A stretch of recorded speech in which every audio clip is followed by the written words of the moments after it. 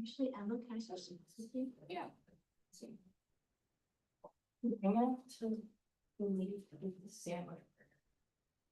Thanks.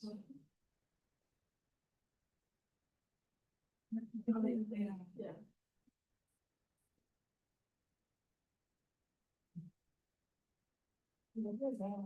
Thank you.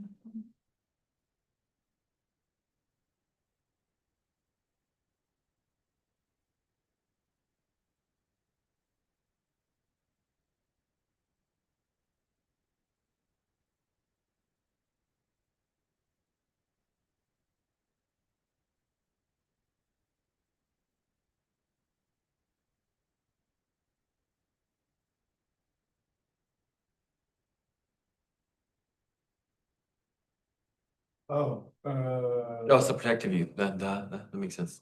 Just gotta be saved out.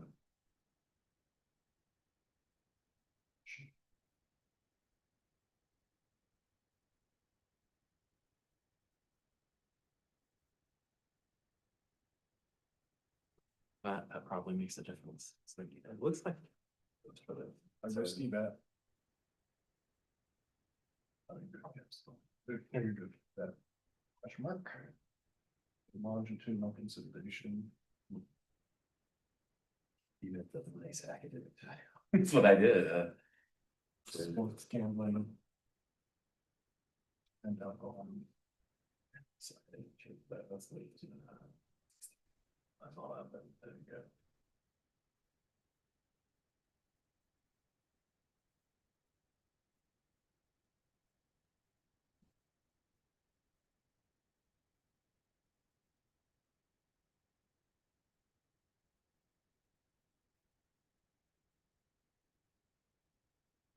Jalen? Yeah. No question.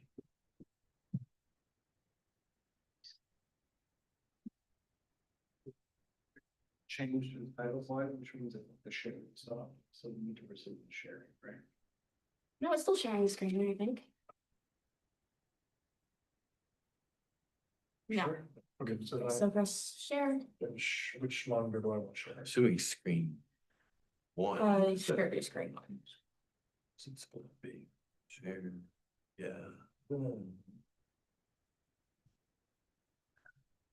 Yeah, shared. If you press more.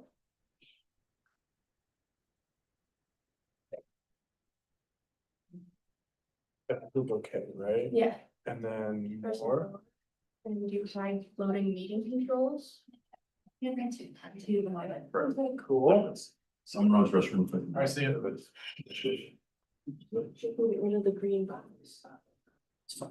Not at all worried about the green. Okay. We have his intro. Yes. No, we shared them. Yeah. Yeah. I know. So many things. Do. Yeah. Yeah, Exactly. Oh, yeah. Also based on your orders, she's saying, she, every time I was talking about your drink, so. Sorry, what?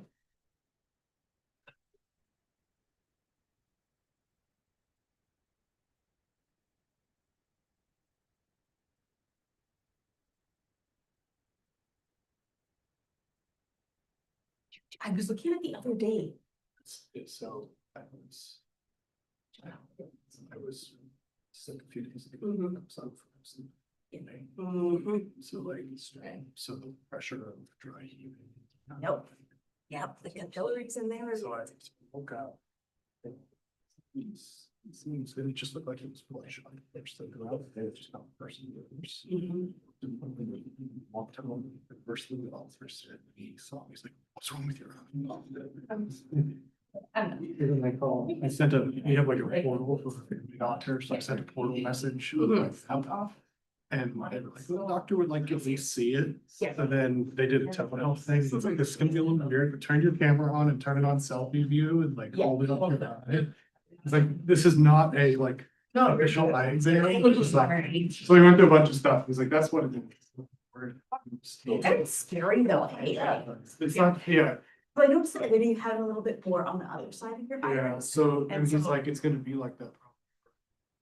2, maybe 3 Yeah. days. Oh, gosh, that's takes that long to heal. Yeah. He says, yeah, it doesn't take much for them to first, but then there's not a lot of drainage. So it's just. Do you need to use eye drops or anything? He Like, didn't prescribe anything yet. He wants me to just let it go for a few days. If it starts to like bother me or itch or anything. then maybe right now, it's just yeah. kind of looks gnarly. Oh, yes. Yes. $4.99. 28 ounces. You want more tables and stuff? Sure. Okay. Okay.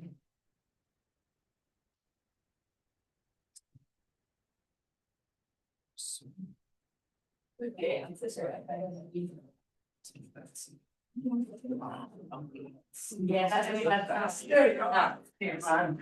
No, you're right. You see. You've probably seen parts of this talk before. It's alright.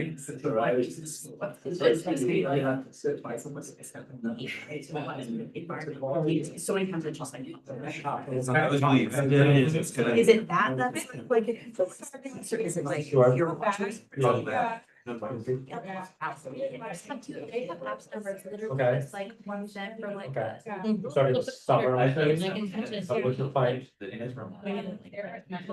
How much general interest. But Like, it used to be I was arguing, you should Right take. now and get like seriously. $50 for like that's, so. And it's like, okay, notice that somebody said. Yeah, well, that's the, I have my nice chart, like. Even if you're doing the same thing, so it's like they wanna like get you back in. It's just like. It's not really- it's like- There's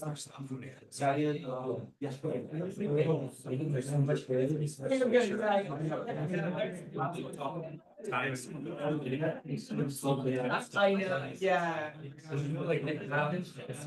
Yes, it is. Are you guys supposed to be so healthy? Yeah, that's decoration.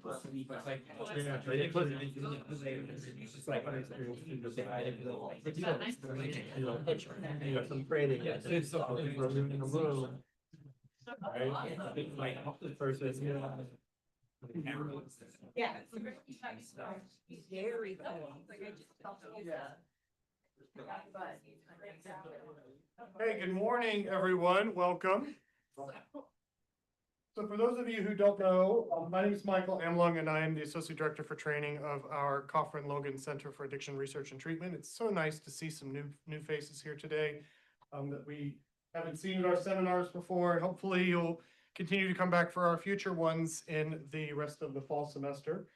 So we host an annual seminar series where we feature 3 talks a year from visiting researchers, policy experts, clinicians.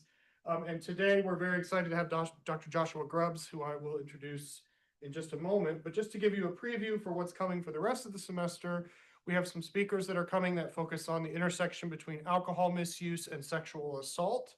That will be our October speaker. A colleague from the University of Missouri, Kansas City will be coming for that talk. And then we have a colleague from the University of California, San Francisco, coming to talk to us about the intersection of the food industry, addictive behavior, and chronic health, and how sort of food has been engineered in a way to lead to unhealthy eating patterns and whatnot. So we're very excited about those 2 speakers that are coming in October and November. So keep an eye out for those. We're very fortunate today to have Dr. Josh B. Grubbs, who's an associate professor of clinical psychology at the University of New Mexico in Albuquerque.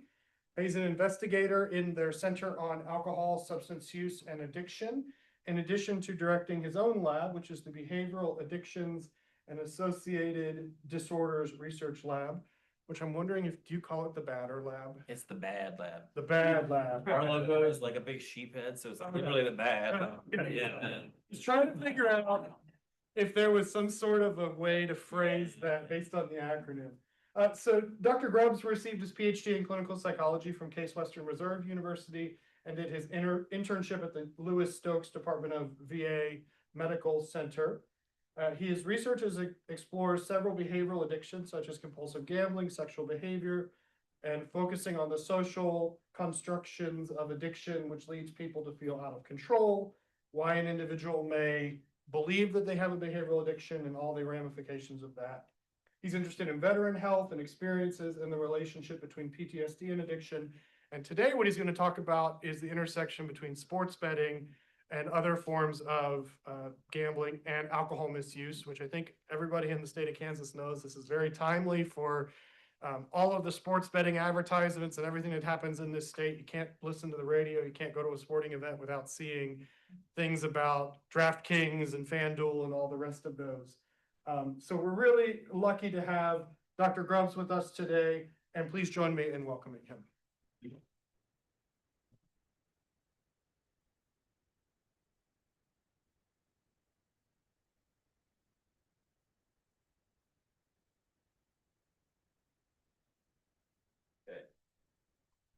Okay, so I'm just making sure I'm familiar with it. I tend to run my presentations personally out of a keynote on Mac, so sometimes I have to reorient it. So thank you guys for having me. It's a pleasure to be here with you. I do have a lot of material to kind of cover, and so I'm going to move relatively quickly. I'm going to try to leave time for questions at the end as well. I'm sure people do have questions about these topics.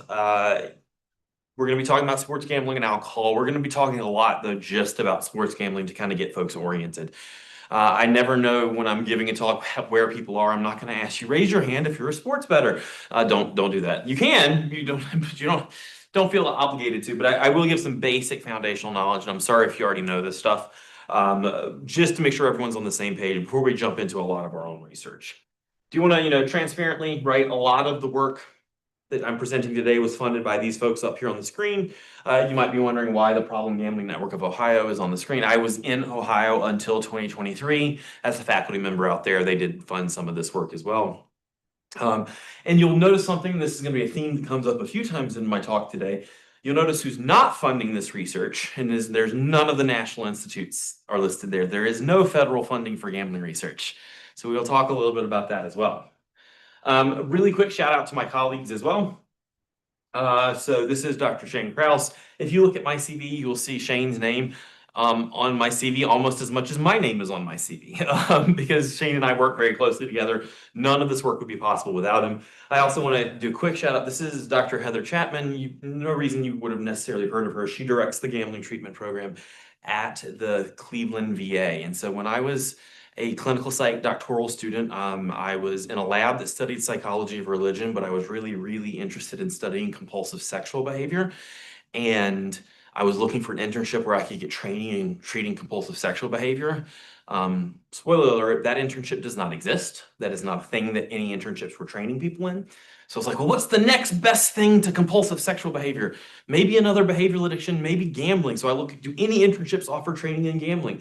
Literally one. There was literally one internship that offered training in gambling at that point in time, and it was Dr. Heather Chapman's treatment program at the Cleveland VA. I was already in Cleveland for my PhD, and I didn't discover this until literally I was applying to internship. So coincidentally, I did not have to move for internship because I was able to match there and trained with her. And she is a guru at motivational interviewing, and she definitely spent my entire internship year motivationally interviewing me to wanting to research gambling and not just compulsive sexual behavior. In retrospect, she manipulated the hell out of me. I've been able to build a career out of this space. And so she did convince me that gambling wasn't second best to compulsive sexual behavior. It deserved to be studied in its own right. I do throw this in here real quick. I don't know that it's a huge issue here, but I often give talks to recovery-oriented audiences. There's a lot of images of gambling if you're in gambling recovery. Just be aware, we're going to be showing a lot of images of gambling. Again, I'm not necessarily super worried about that, but I just want to throw that out. So let's jump into it, right? Let's talk about sports. Sports have been around arguably as long as human civilizations have been around, right? Humans like to compete. We engage in sporting events. We enjoy play in a competitive sense where the stakes are relatively low. Obviously, sports don't typically look like this anymore. sports that we think of sports, it looks a lot more like this. I really am going to be sad in the next few years where this is no longer a relevant picture. We're not there yet, but we're within 10 years of all three of those guys being retired, right? Maybe within 5. And so anyway, for those that don't know, that's Messi and LeBron James and Cristiano Ronaldo. So anyway, eventually I'll have to change the slide. But again, when we think sports, we think this modern kind of sporting environment. And the reason I bring that up is when we talk about sports gambling arguably has existed for almost as long as sports have existed. The notion of placing wagers on competitive events goes back at least as far as the original Olympics in Greece, but arguably further back. There is evidence of people placing competitive wagers for all of history. Obviously, if we were still betting on who's going to win the Greco-Roman wrestling match, and that was the only thing that people were betting on, we wouldn't be having this talk today, right? So just as much as sports have changed, sports gambling has also changed, right? So let's talk about sports gambling in the US. So from before 1992, there really wasn't much legal sports gambling at all. From 1992 to 2018, if you wanted to gamble on sports in the US legally being the big caveat here, you had to go here. You had to go to Nevada. You went to Las Vegas. You placed your bets with a sports book there on a sporting event. There were actually a tiny handful, I think it was 4 tribal casinos that somehow had rights during that time as well. But I mean, incredibly small market shares.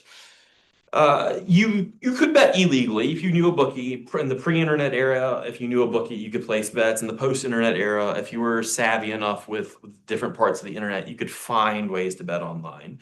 But it wasn't a huge market at that point in time, right? Well, this is largely based on the idea that sports gambling was just broadly illegal throughout the US. This was protested though. So before 2018, the Chris Christie administration in New Jersey actually filed a lawsuit with the NCAA against the NCAA saying we should be able to legalize sports betting in our state because federalism, right? Because states have rights to do what they want within their borders. And so we should be able to legalize it. There should not be a national standard. This isn't a nationally regulated, not a federally regulated activity. Therefore, we should be able to do what we want. Surprise, surprise, our Supreme Court said states' rights, federalism wins. And as of 2018, I mean, Chris Christie was out of office by that point in time, but as of 2018, they decide that states can legalize sports wagering as they see fit.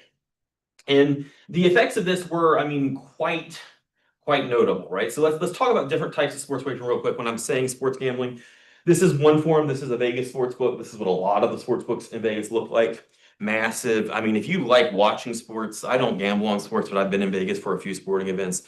Going to one of the sports books in Vegas is one of the best places in the world to watch a sporting event because there's so much TVs, so many TVs, so comfortable, really cool environment. This is in-person sports betting in Vegas, right? But for most of the sports betting that we're talking about, I'm going to be talking about this type of sports betting, right? So New Mexico, where I live, doesn't have this. I don't really get advertisements for sports betting on my phone. When I logged onto my social media in Kansas City, it boom, everything. And it's Kansas City, I know it's technically right, Missouri, right? But it didn't matter. Like, I guess I was close enough where, I mean, the legislation in Missouri is kind of in limbo right now, but it was instantly there. And I've noticed that every time I've been on social media since then. Again, I don't bet on sports at all, but certainly my internet search history has a lot of sports wagering kind of specific language.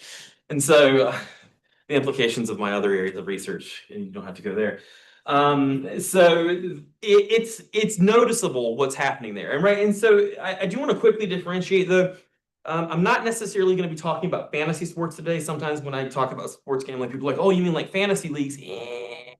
Fantasy leagues are when you draft a digital team, right? And you follow that team over the course of an entire season and you compete typically with friends or colleagues. There's not a huge amount of problems that we're seeing associated with fantasy sports simply because even if you're betting on fantasy sports, that's typically a bet you place in August, say for football, and you don't get a payout until December. Like that long-term style of betting is not nearly as risky as the other things we're going to be talking about. Daily fantasy sports, I will talk a little bit. That's when you're drafting a new team each week. That can be problematic because it is very fast and rapid.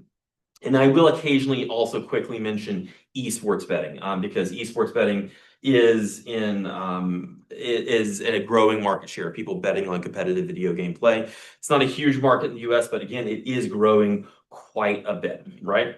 So let's talk real quick about the types of bets that are happening, and then we're going to talk about how the landscape has changed before we jump into the alcohol associations. So forgive me if you're a sports bettor, what I'm about to explain to you is like the most elementary knowledge possible, but again, I'm going to assume some of us aren't. So let's kind of go through it. Money line wagers are what most people think of when they think of sports wagering. I took this slide from one of my students as just a big kind of caveat here. I'm a Steelers fan. I've been a Steelers fan since I was like 12 years old.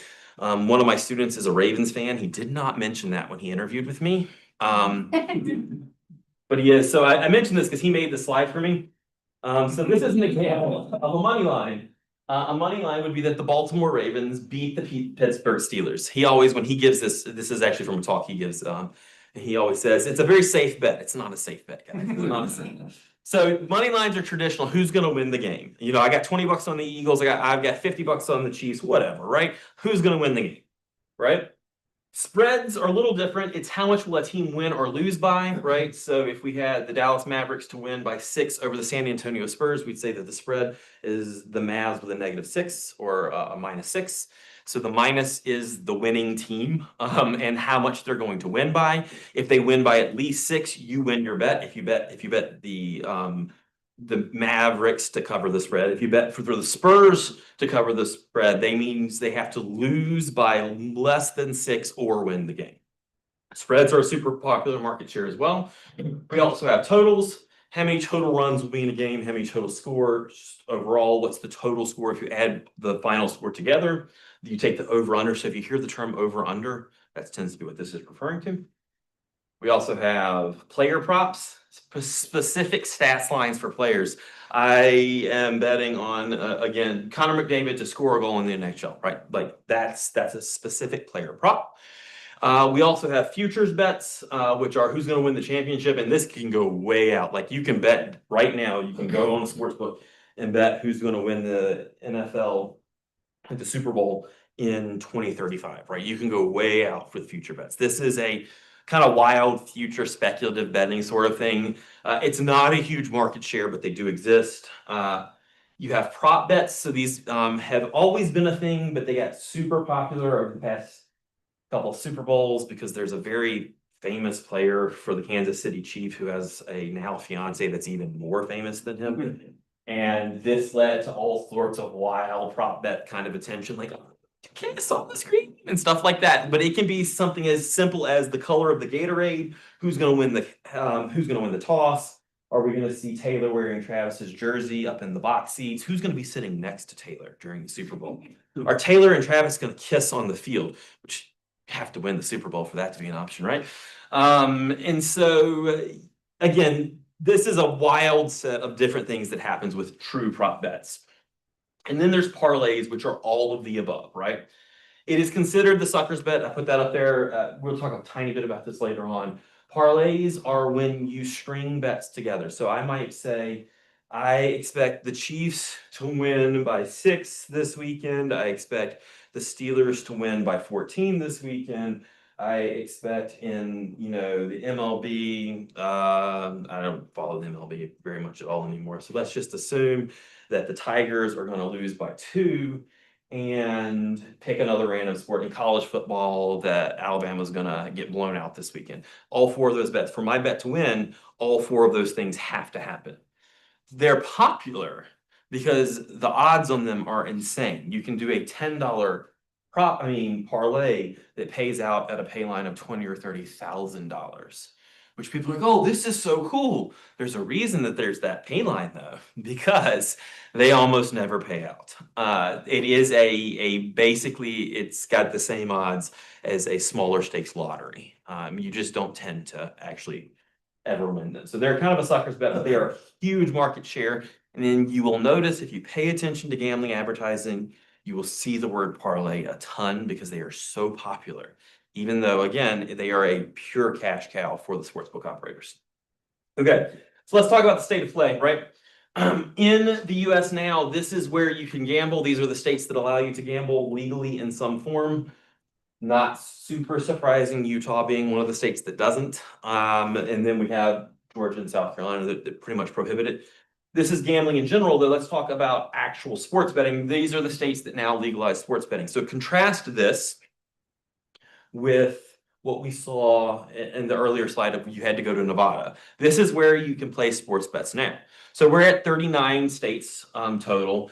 And you know, again, the rate of growth here has been kind of insane. In 2024, there was over 150 billion wagered on sports in the US.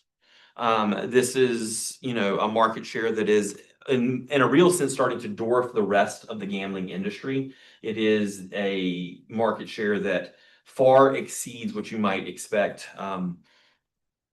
Natural growth in the gambling industry, and I'll show that in just a sec what that actually looks like. But also it's worth noting that these are the states that are allowing you to do it online, right? So this is as of earlier this year, but it's not just that you can bet on sports in these states. These are the states, right? We're in one right now that you can pull out your phone and bet, right? So that is a different type of access. It is safe to say now that in every blue state on the screen, the easiest and most accessible form of gambling in that state is sports wagering. So going from 2018 and prior, you could not bet on sports in almost all states to now this is the most accessible form of gambling at all within those states. So it's been a kind of massive shift. The economic impact has been huge. So this is a year-over-year change. I'll explain what this looks like. This is the gambling revenue in the country overall, right? And so the revenue, US billions, this is the actual profit that the industry is making. This is the year-over-year growth, the overall trend line. So obviously 2020 was a weird year, but you can start seeing as of 2018, we are consistent, and there was growth in the industry year over year before then, but the year over year growth percentage wise has gone up exceedingly, right? And so to be consistently growing as an industry by 5-10% every year in revenue is a sign that, you know, your market share is expanding quite dramatically. I mean, the industry loves this. And all of that growth, all of it from 2018 onward, has been driven by online betting. We've actually seen declines in several states in brick and mortar wagering, while the overall wagering amount wagered in the state has gone up. And it's because of online betting, specifically sports betting. So this is, again, pretty major shift, right? So this leads to the very basic experience for me as a researcher being like, how is this affecting people, right? This is a natural experiment of sorts that we don't typically see with addictive behaviors. We didn't, the closest thing that we have seen to this in the US, and it is actually a very similar parallel, has been the widespread legalization of cannabis, right? So there isn't, with the exception, I guess, of prohibition, which, you know, methods have advanced a little bit since then. We don't have many substance analogs outside of cannabis to what's happened with sports gambling, of not at all legal to boom, legal. Right, so lots of questions on how this is affecting people. Economists are extremely interested in this, right? So there's been a lot of headlines that have come out of economic studies. I'll throw them up on the screen for you. We know that sports wagering is associated with greater bankruptcies, more payday loans, a disproportionate financial burden from at-risk communities. We have seen greater levels of bankruptcies being filed, right? Economically, at the state level, when a state legalizes sports wagering, the average consumer financial health in the state goes down measurably. And it is pretty universal. The economists have done their economic stuff. The methods are a little bit beyond me. But they have been able to show this pretty consistently, which is interesting. But again, I'm a clinical psychologist, so I'm not super interested, so to speak, in economic effects only. Yes, economic drives mental health. I get that. And also I'm more interested in the individual effects. So that led to a lot of interest from our team in actually studying the individual effects. Now, there are some problems, though, that with studying individual effects of sports gambling, and this is what it largely boils down to. So this is a rough past year estimate of various types of addictive behaviors in the US, right? Rough. This is extremely rough done. There's debate about all of these numbers, but more or less about 70% of Americans drink in a given year. More or less, depending on what you call an illicit drug, about 20% of Americans engage in some sort of illicit drug use. That is counting cannabis in a lot of situations, so we could debate that number. But somewhere in between is gambling. We see about half of Americans report gambling in the past year. If we count lottery play as gambling, it actually goes up even higher than that. So super popular activity. Anyway, this is the federal funding priorities for these types of things, right? So this was 2024. We're not going to talk about 2025 funding. So 2024, NIDA's annual budget was $1.6 billion, as it should be. I want to be very clear. This is a good thing. We should see billions of dollars going into substance use research. NIAAA's annual budget was about $600 million. Awesome, $600 million of research each year going into, I mean, there's overhead and all that, whatever. But still, that many hundreds of millions of dollars research going into alcohol use. Absolutely. There is no federal funding for gambling research. And to be clear, I don't think that gambling research needs to be up here. I don't even necessarily think that gambling research needs to be here, but if we could just, if we could have had a blip there, just a blip, a little federal blip of little federal funding, that'd be great. So when you're trying to study this type of stuff, there isn't necessarily the resource and funding that you would normally have. So a lot of the research we're still doing is uncovering basic questions and basic answers to those questions. So what I'm about to present to you with our longitudinal study in particular was based on a $400,000 grant that we got from the International Center for Responsible Gaming. $400,000 is a good bit of money. I was immensely grateful to have that money. $400,000 is slightly larger than an R21, which is basically a pilot data acquiring grant from NIH standards, right? So to my knowledge, to date, that is still the biggest grant in the US period that has been awarded for sports gambling research. I think that's going to change very soon because some other funders have stepped into the space. But it is, to this date, 400,000 is the biggest grant that we've seen in that space, not just my lab, but within the US as a whole. And so for various reasons, that leads us to be a little bit more constrained with what we're able to do. Having said that, we were able to do a longitudinal study with this, so I'm going to walk you through it. So we started with YouGov. If you aren't familiar, YouGov is an online polling firm. They construct nationally representative panels, various other things. They are very popular during politics seasons, but they are very good at constructing high quality data panels and making them very representative. We did a much more measures than what you're seeing on the screen, but the kind of overall of the sample was we got them to recruit 2,800 American adults that were a stratified weighted sample to match census norms, right? We wanted from adults 21 to still alive, however old that might be. So match the US norms above 21, because 21 is technically the age you're allowed to gamble.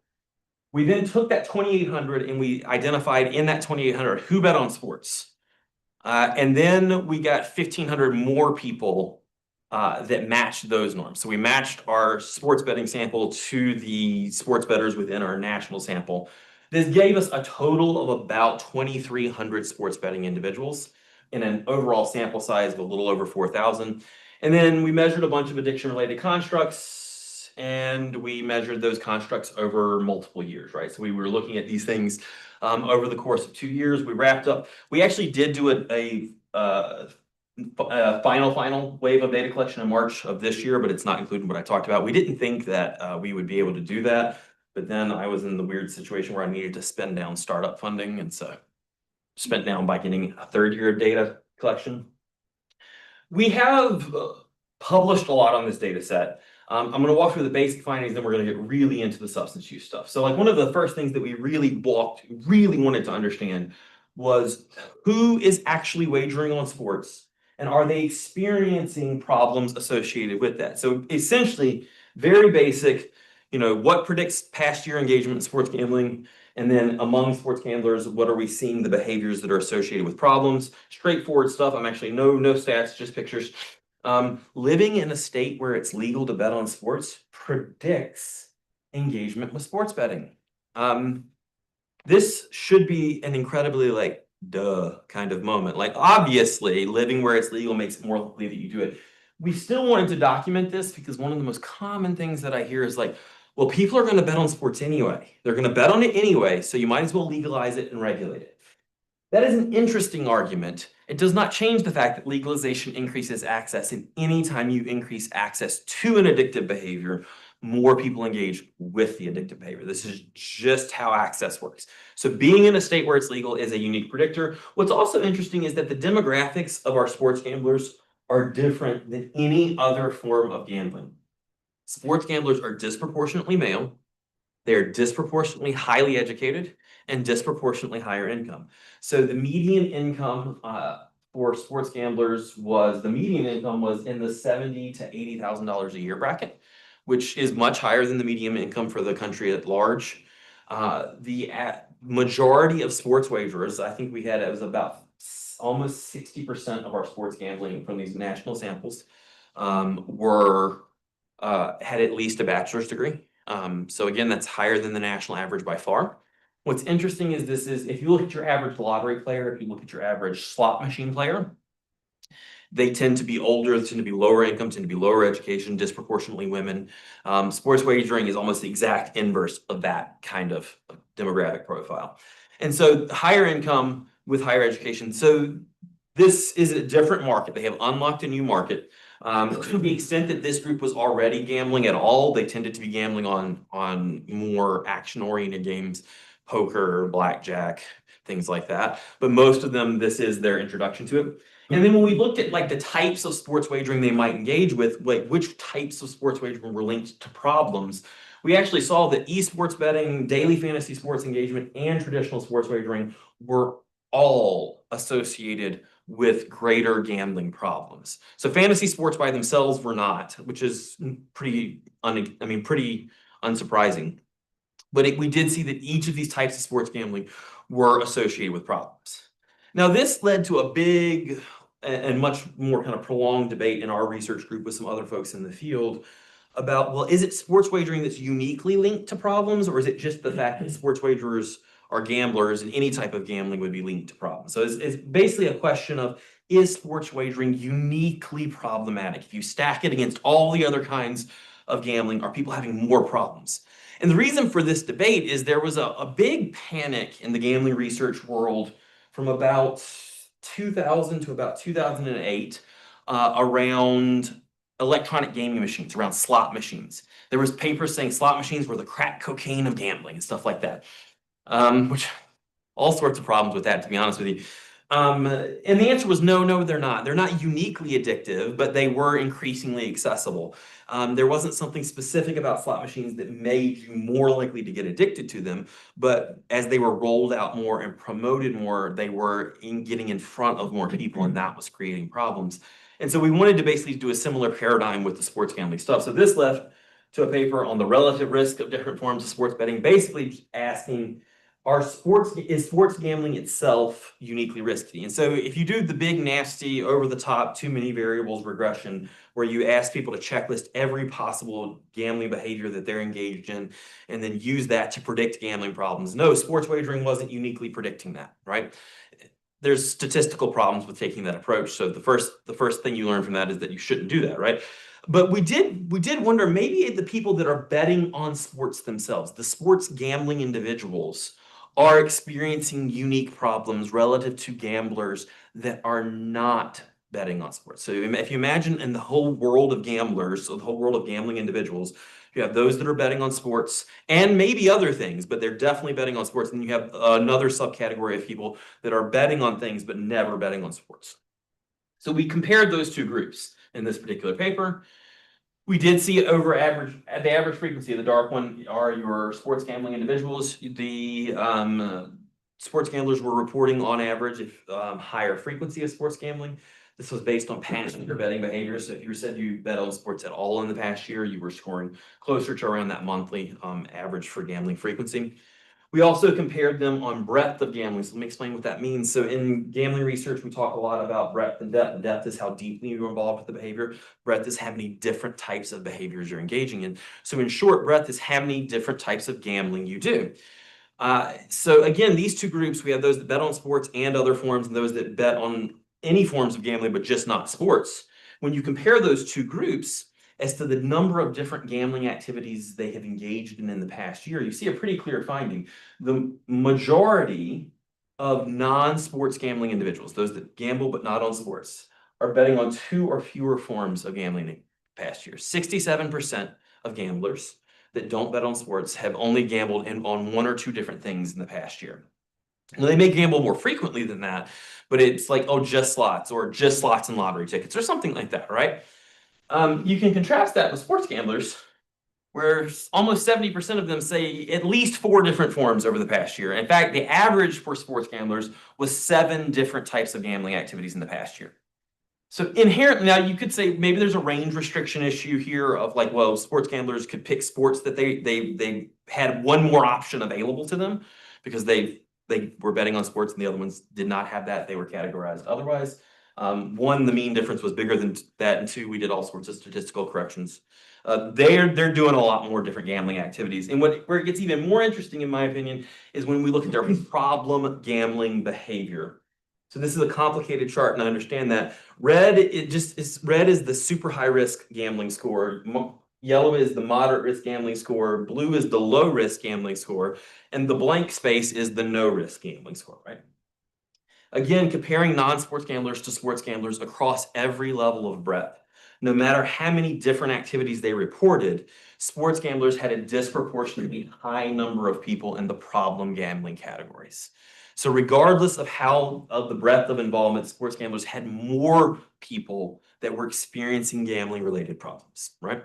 So this was all part of a body of work where we were really trying to show that sports gambling does seem to be uniquely associated with problems, not because sports gambling is inherently more addictive than slot machines or something else, but because the people that are engaging in sports gambling they're more prone towards impulsivity and a lot of behavioral correlates of that are problematic. I don't have it on the slides today, but we have papers showing that sports gamblers are higher in all domains of impulsivity, but especially positive urgency and sensation seeking. They are really likely to engage in some risky behaviors. And when you think about who your sports gamblers are, young men with disposable income, I was once a young man with a little bit of disposable income. We aren't known for our decision-making skills, right? That's not demographically, you don't think like those 22-year-old dudes with money, they're the ones that are making the best decisions. Right? That's not a thing. So I don't think this is hugely surprising. There are some demographic pieces here. But now to get to the interesting stuff, right? Josh, Yeah. how does horse racing fit into this? Oh, Is it's it, fascinating. is it sports betting or is it? We had it separated out. The horse racing better and the other one is, so it used to be that horse racing and betting on fights were their own sorts of, they have completely been swallowed by sports gambling. So I think in our sample, we had like 12 people that would bet the animal bets that did not bet on sports. And we had 30 people that said they bet on fights, but not on other sports. And we had hundreds that did both, but they were sports bettors. So it seems to have cannibalized that market entirely.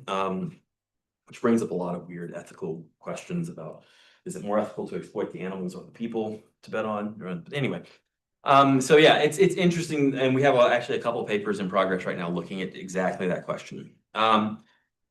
This is more right what I'm here to talk about.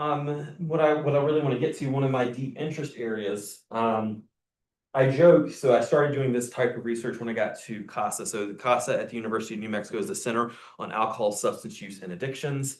I joke that I'm the S in addictions because I'm not alcohol and substance use, I'm the S, but I wanted to get more represented, so now I do the alcohol too.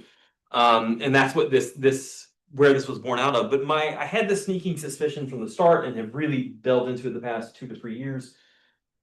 I think sports betting is uniquely related to alcohol. I think it is uniquely related to drinking in a way that we've not seen with other forms of gambling. Now, research is clear. Gamblers drink more than non-gambling individuals. This is something that we know.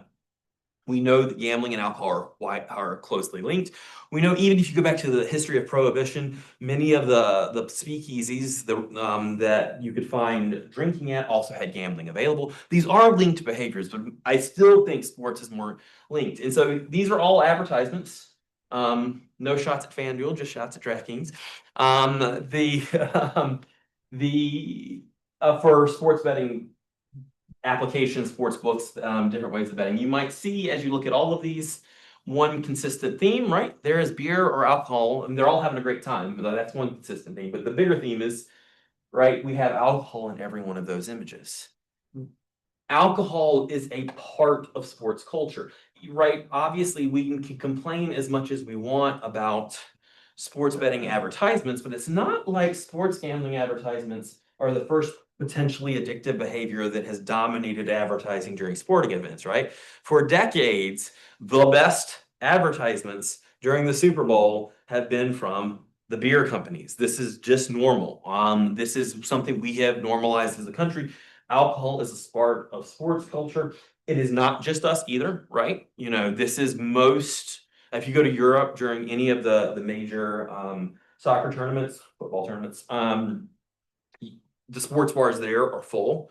I was in Barcelona during it wasn't even a playoff game, it was just a standard, like just a standard that they had a standard game in town. And the number of very drunk locals parading around the street afterwards when they won the game was insane. Like alcohol and sports go together. We drink, we watch sports. That's what we do, right? I got this advertisement recently. This is apparently something I want. The internet said perfect for your man cave, which is one assumes I have a man cave, which I don't. And two assumes that sports betting is something I like.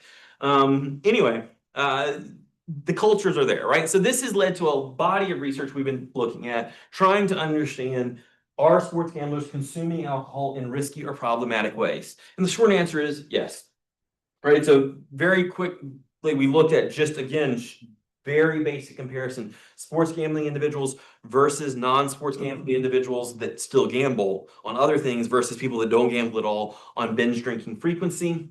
These are the men in our sample. I mean, you can see at each category it goes down, but the yellow are the sports gambling individuals. We have, it is about 40-ish, is like 42, 43% of our sports gambling men report binging, having at least 5 drinks in one sitting over the past month, right? So monthly frequency of binging on alcohol for at least 40% of our sports gambling individuals. Very comparable percentages for our women as well. Women are, you know, only about 25% of sports gambling people are women. But even among those women, we see a very comparable drinking pattern as well, where we get just above, it's like actually just under 40% for this group of monthly binge drinking frequency, 4 drinks or more in a sitting. And so there is a higher risky alcohol consumption rate going on there. This led to the very obvious question, well, why are they drinking more? Are they just more likely to binge, or is it more likely that they're drinking while they're gambling, right? So again, if you think about the advertisements for sports gambling, this is what you're always shown to be doing while you're sports gambling. You are gambling and drinking and gambling and drinking. So we asked, how often do you gamble and drink at the same time, to our 2 different categories. This is a project led by my student, Alex Connolly. The revision has been under review for a month now. We're hoping for a decision soon. Where we did a propensity score analysis, comparing these 2 groups. So propensity score allowing us then to control for the demographic differences between the 2 groups of what's going on there. And we still see a very clear difference between these groups, that sports gamblers are reporting incredibly high frequencies of drinking and gambling at the same time. So again, if you look at the bottom category here, the orange category are the non-sports gambling individuals. You're approaching a little over actually 60%, not quite 65%, say that I have drank and gambled once or twice or not at all in the past year at the same time. I've never paired those together. Once you get all the way up to monthly, you actually get above, and it does get above 90%. So 90% of gamblers who are not gambling on sports say, I have drank and gambled at the same time monthly or less in the past year. When you look at sports wagers, the modal response was weekly. Yeah, I drink and bet at the same time at least once a week. And in fact, if you take that monthly split and look above it, you're again looking at, it's about 70% of sports gamblers are saying, well, at least once a month, I am gambling and drinking at the same time. They're paired behaviors. The behaviors are linked in self-reports, right? So we do know that these people are quite frequently engaging in these activities, and that they are happening in concerning ways, right? So what about over time, right? That's the big kind of lingering question. that we've designed the longitudinal study to look at. We have a lot of other longitudinal findings about sports gambling and problem gambling symptoms over time, about sports gambling and affect regulation, motivations for gambling, and all these other longitudinal studies that we have published or are publishing. I'm just going to talk about the alcohol ones today. So this is the alcohol findings, right? Alcohol consumption rates. This is just a sheer average over the 3 years among the 3 categories, right? So how much alcohol are you consuming on average over this 2-year period? You see a very clear, very stable finding that sports gamblers start high, stay higher than all of the other ones. This is normal. This is not anything unexpected. It doesn't suggest any crazy trends, right? They're staying where they are. This is not replacing missing data or anything like that. It's just looking at averages in our data. Well, what happens if we actually delve into it?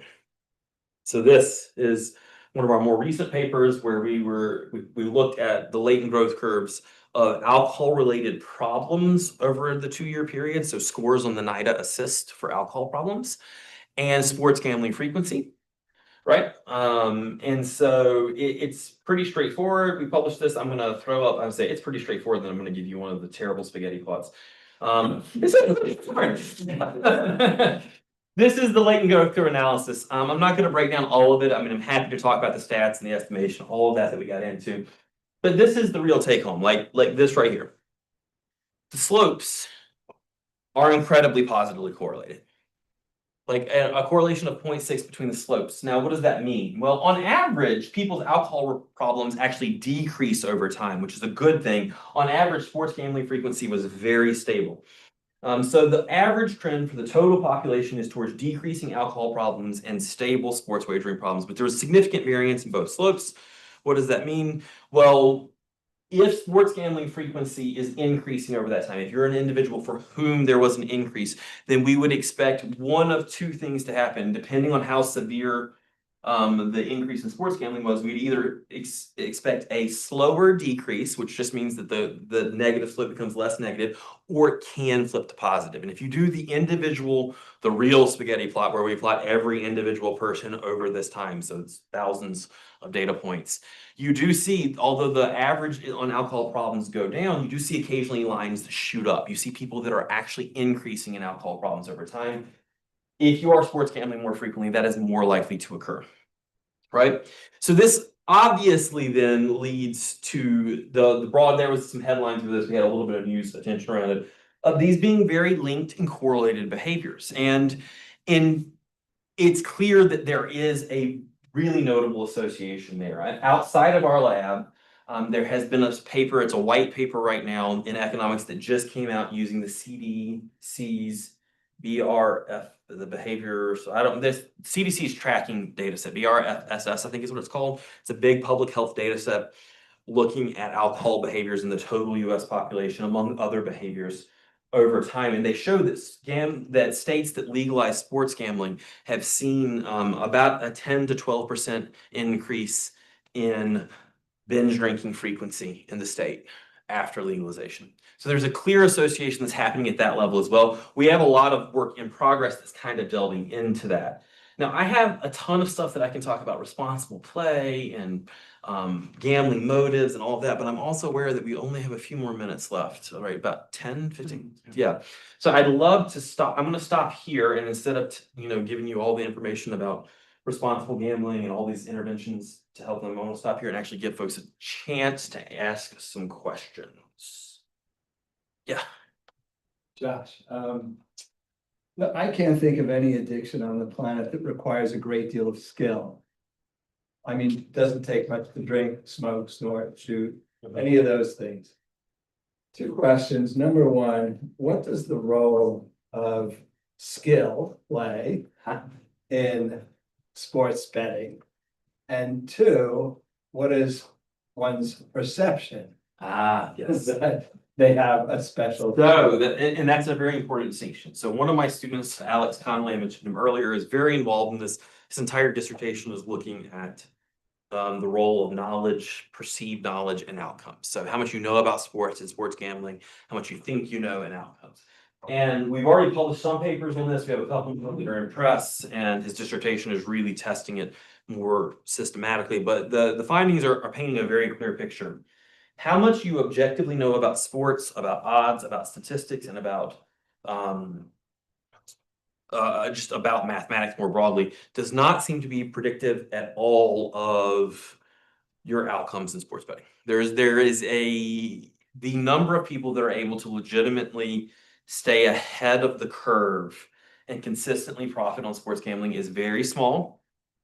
They do tend to be more actuarial scientist kind of approaches, but in a way that is completely divorced from the sports whatsoever and entirely focused literally on the spreadsheets and the numbers and the odds line and being able to identify a specific line that is likely to pay out and doing that at scale. So that's a big long-winded way of saying that the skill piece is not really a factor at all. And the more you know about a sport, it does not seem to have any your ability to predict the outcome of a game does not increase based on your knowledge of the sport. Believe me, so I'm this is terrible to say here. I'm a diehard UNC fan. I'm a big time UNC fan. And so believe me, I know a lot about UNC basketball, and my expectations of how things will play out with them never seem to work the way that I want them to, especially recently. The perceived knowledge is where it gets interesting though. Because we ask people to compare yourself to the average sports fan, to the average sports gambler, and to another sports gambler betting on the same sport as you. Like basically compare yourself to them. Well, obviously, right, 80% of our sports gamblers are above average sports gamblers. They all say it, right? 80% are above average. If you think about the math, that's impossible.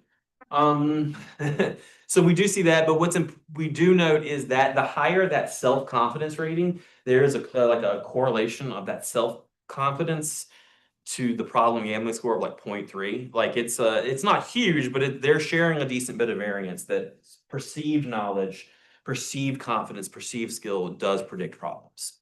So follow-up question. Are we finished? No, yeah. Alcohol makes people smarter, right? The more you drink, the smarter you feel. Could that be kind of a mediator? Like we do think the more so. you drink, the smarter you think you are. So drink more, you'll be smarter. We do know there is some clear research out of Canada that shows that EMA study that shows that alcohol consumption, daily alcohol consumption, like momentary alcohol consumption measured via psychological momentary awareness studies predicts riskier and worse bets. We know that it predicts more in-play betting, more bad bet making. So there's definitely something going on there. We have 2 grants under review right now. Who the hell knows if anything will fund that are actually looking at exactly that. So Really nice presentation, interesting stuff. The one question that I have, I mean, certainly you've made like a really compelling case that people who are engaging in sports betting specifically have like a higher kind of general risk profile in terms of some of the impulsivity constructs, that type of thing. Can you talk a bit about whether you think that like there's a role of like the time duration that people are engaging in sports betting that may be relevant in how much they're drinking? Because I was thinking, those images that you showed, like they're people who are like hanging out, in bars or like places for hours, and so it's like, is it a thing where it is part of that? So this is we have this lovely conceptual figure that's not in my slides, but it's in a grant application right now, where we're proposing a EMA study of alcohol use, and among sports gamblers, and at the end of it, we're gonna get their sports betting data. There's ways that we can actually access all of their sports bets over the past 6 months, like to the moment. Yeah, it's insane, and we have some good statisticians helping us with that. It's a lot of data, but our supposition is that sports wagering, days that people engage in pre-game betting before the game, are going to be associated with more likely to engage in alcohol use. But we're expecting that days that they engage in play betting, which is betting during a game, placing more bets during a game, will be associated with extended periods of alcohol use, like greater amounts over a greater period of time. Because the figure is that we do think that, pre-game betting leads to watching sporting events leads to drinking leads to more in-play betting, which then leads to more watching of the events. Because there is this phenomenon of talking to sports gamblers. This is one of the reasons, so my student Alex is a sports gambler. And talking with him and him connecting us with other sports gamblers in the community to talk about it is understanding the behaviors that they describe them, they find themselves engaging in. And one of the common ones is, well, I lost money on the first game and I'd like to win it back. So they're starting to chase their losses, which is bad, always bad to chase your losses. But what do? You find another game or you find an in-play bet, you place it, and then you sit down and you start watching, you crack open another beer while you're watching that one. And then 4 hours later, you're 8 beers in, right? Yeah. I thought these two hands. Just piggybacking off of that a little bit, were you asking questions about like this whole socialization of it all? Like, if they're more likely to be doing it for those longer periods of time, if they're groups of friends versus like alone? Right, so this study doesn't have as much of that data, but there are other groups, especially a lot of the research out of Europe. There's been a little bit in Canada. Sports betting, yes, it occurs by itself, but it is a heavily socialized activity. There tends to be a lot of friendship groups. A lot of apps now actually allow you to form your own little betting leagues within the apps. It depends on state to state whether the legality of all that. But like you can actually compare bets with each other. You have like friend group leaderboards. In states that have it a lot, Greek life fraternities, there's a lot of culture around sports betting now. So we didn't ask about it, but the data are out there clearly showing that. Again, this grant proposal we have under review, we do have specific questions on the nature and the setting of where the betting is occurring for that reason. So. Yeah, I had two questions. One, I'm sure you may have missed this, but in your because discretionary income came up a lot, I'm curious if the number of different activities versus sports betting versus other people go away if you control for income. It does not go away if we control for income, but there is an association with income. So like that's not the whole story, but it is part of the story. So right, we do see lower income individuals reporting only 1 or 2 on average, but there are some that report more. And the effects of breadth of involvement on problem gambling scores. We have other models that show that even when you are controlling for income, that those the different categorization / breadth combinations still hold quite a bit. But the others, I was wondering if with that particular phenotype, if you see more interest in illegal forms of gambling, like dog fights or pigeon cage matches or whatever. So marginally so, what we actually see a huge effect for is not illegal gambling, it's cryptocurrency trading. And so that group is not, I mean, so they do report a little bit more illicit activities in general, but they are showing just dramatically higher rates of cryptocurrency trading and some of the things like that. I joke that I really think sports betting has really tapped into like bro culture, like and like crypto is also very bro culture. And then you do have some nerd incursion there, right? Where stats and numbers and stuff like that kind of plays out. So it's been interesting to see kind of how those two groups have merged around some of these shared interests. Yeah. I'm curious, since you have longitudinal data, do you see that within a given bettor, they either show seasonal effects or, because I'm thinking like, I bet on the NFL, but that's only in the fall or college football, but I'm not gonna bet through the spring on NBA or NHL or whatever. You see that? A little bit. Especially if you limit to people that only report betting a couple of times a year, there's huge seasonal effects. Among people that are reporting monthly frequency, or people that are reporting more frequent, they tend at the baseline, they tend to maintain that over our studies. Because it makes me think of, and that's one of the potential dangers of these apps is that no matter any time you pick it up, there's always a sport. There is always something. And I don't know anything about, cricket, but I could probably place a bet on, right? If the odds look good. Yeah, it's one of the things that I often joke. If an American sports bettor tells me that they have money on a cricket game, I get very concerned very quickly because it's like, but why? Like, no, I don't believe that you actually care about cricket. You're going to have to convince me of that. To me, that it suggests that you are betting to bet, right? So the other one we often talk about was Russian table tennis didn't shut down during COVID. So during COVID, man, Russian table tennis, the betting markets for Russian table tennis were through the roof. Not because all of a sudden all of the Americans got really interested in Russian ping pong, right? They got interested in it because they could place money on it. And so that does, we look at kind of niche involvement as a kind of a hallmark typically of someone that's betting to bet, that's looking for action kind of constantly. Yeah.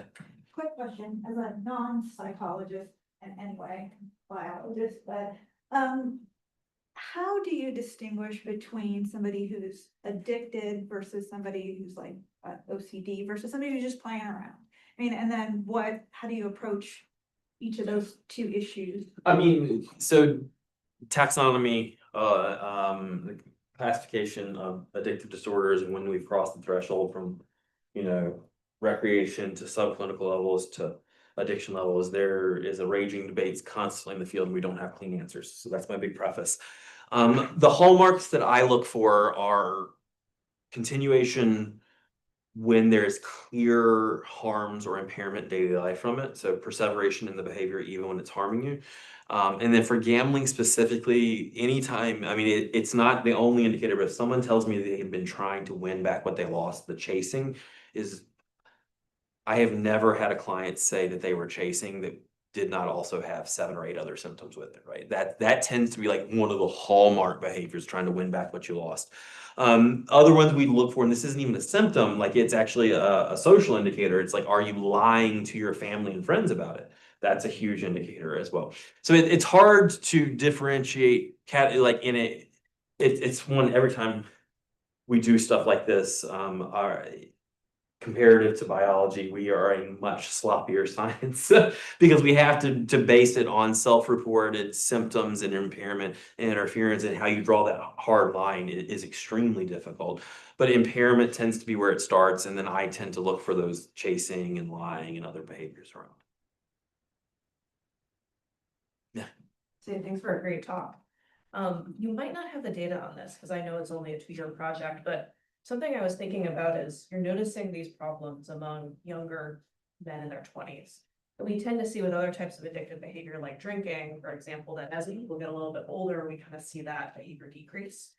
Do we have a sense yet of how kind of gambling's trajectory? Yeah, no, we do have a sense of it. And so I didn't show it in here, but I'm gonna throw up another nasty spaghetti spot that actually directly talks about this. So this is looking at problem gamblings and sports wagering frequency, and so that doesn't answer your question, but this does. So problem gamblings naturally decrease over time. The age of the gambler is negatively related to the intercept. What does that mean? Younger gamblers are reporting more symptoms, but the age of gambling is positively related to the slip. What does that mean? Older gamblers are decreasing more slowly, right? So younger gamblers are decreasing more quickly. So young gamblers start higher, fall faster. Older gamblers, if they start higher, they either don't fall or it's a very slow decline. So yes, they are aging out.